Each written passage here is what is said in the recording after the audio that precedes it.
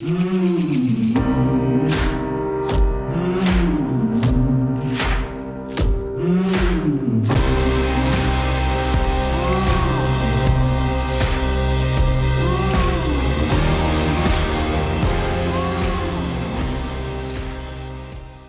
sommes au potager du roi et aujourd'hui je vais vous parler des plants de culture, notamment celui du potager du roi. Nous sommes un jardin historique de 3 hectares en culture légumière et il y a 5 jardiniers pour le cultiver. Donc ce plan de culture est très important, surtout pour l'organisation. Comme ça, chaque plante a son endroit, on sait où le cultiver. Et puis, ça sert aussi pour programmer les achats et les semis en serre. Un plan de culture, généralement, c'est pour une année. Alors, on réalise les plans de culture généralement pendant l'automne ou l'hiver. Et sauf sur les plantes vivaces, celui-ci, pour le plan de culture, on s'organise 2 à 3 ans avant. Un plan de culture, c'est toujours une prévision. C'est-à-dire qu'on va, dans la mesure du possible, faire tout ce qui est prévu, mais on a toujours des aléas climatiques, des cultures qui vont plus rapidement que ce que l'on aurait pensé, des cultures ratées, ça peut arriver, dû à diverses raisons. Donc le plan généralement qui est prévu s'organise pour 80-90%. Le reste, c'est de l'imprévu. Le plan de culture, il se fait à partir de tout l'historique des cultures précédentes et à partir de ça, ça nous donne un plan de rotation. Les rotations, ça sert surtout à alterner donc les cultures de façon à ce qu'on n'ait pas un appauvrissement du sol et ni une infestation de parasites et de maladies. Si je mets par exemple toutes les années des pommes de terre sur la même parcelle, non seulement je risque d'avoir beaucoup plus de doryphores et beaucoup plus de mildiou.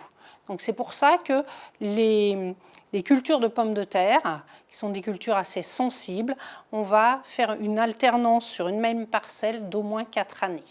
Allez, je vous montre comment ça se passe. Donc ici, on a le grand carré du potager du roi où se trouvent toutes les cultures légumières. Donc c'est un plan qui nous permet de vraiment localiser toutes nos cultures. Ici, sur ce carré 10, on a toutes les fleurs comestibles et les plantes aromatiques. Sur le carré 9, les oignons échalotes, ainsi que les choux et les courgettes. Donc on retrouve bien les cultures. Sur ces carrés, il y a le nom de la planche, la culture, le début de la culture suivante avec sa date d'implantation.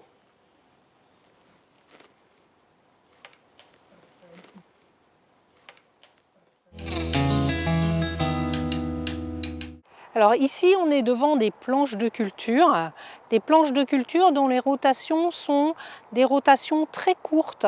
Donc on va avoir les salades, mais avant les salades, il y avait des navets, et avant des navets, il y avait les radis. On est fin juin, début juillet, et on a déjà réalisé 3 cultures sur ces planches.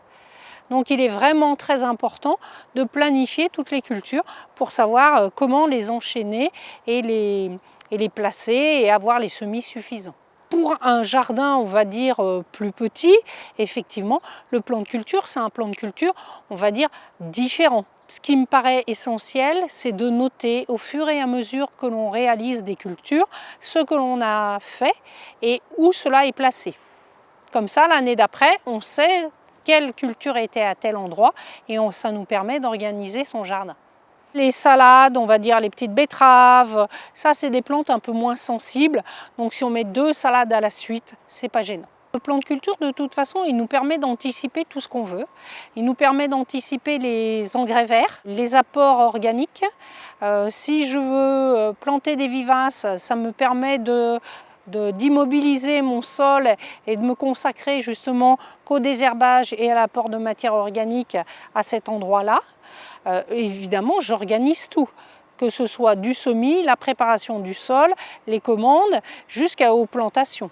Toutes les plantes qui ont besoin de soleil, on va les retrouver sur une côtière, donc contre un mur, face au sud. Puisqu'on sait qu'une tomate qui est contre un mur face au sud, je vais gagner 15 jours de maturité.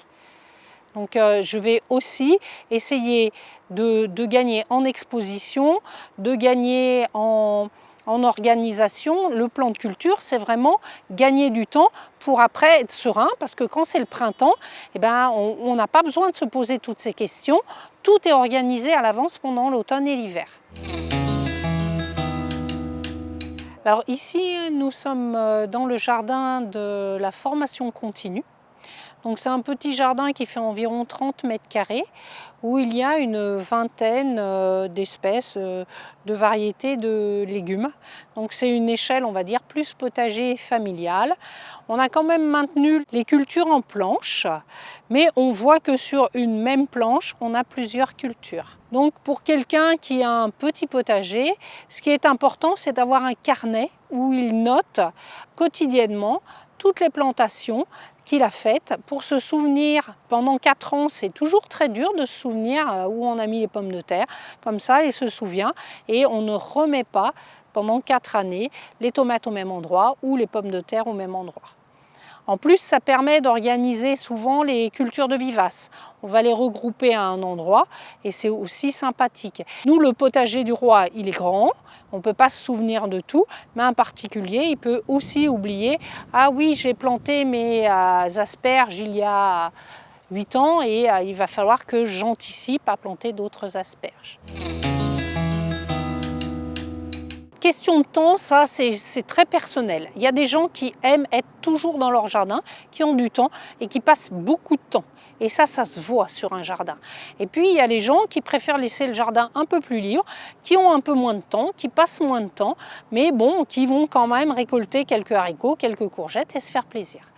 On va dire qu'en moyenne, il faut y être toutes les semaines, ça c'est clair, et y passer entre 2 et 4 heures, voire plus.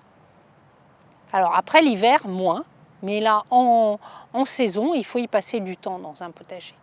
Oui, le plan de culture, il se fait pendant l'automne et l'hiver, parce que déjà il y a du mauvais temps, donc le jardinier, sous la neige ou sous vraiment le grand froid, il ne va pas au jardin, parce que de toute façon, ce serait abîmer le jardin. Donc pendant ce temps, il se consacre au plan de culture, à commander ses graines, à organiser son jardin, à aussi se dire tiens, j'ai entendu parler d'une variété, je voudrais l'essayer, où je peux la trouver. C'est aussi ce genre de choses qui se fait l'hiver, au coin du feu. Alors nous avons vu le plan de culture et à très vite dans le potager du roi.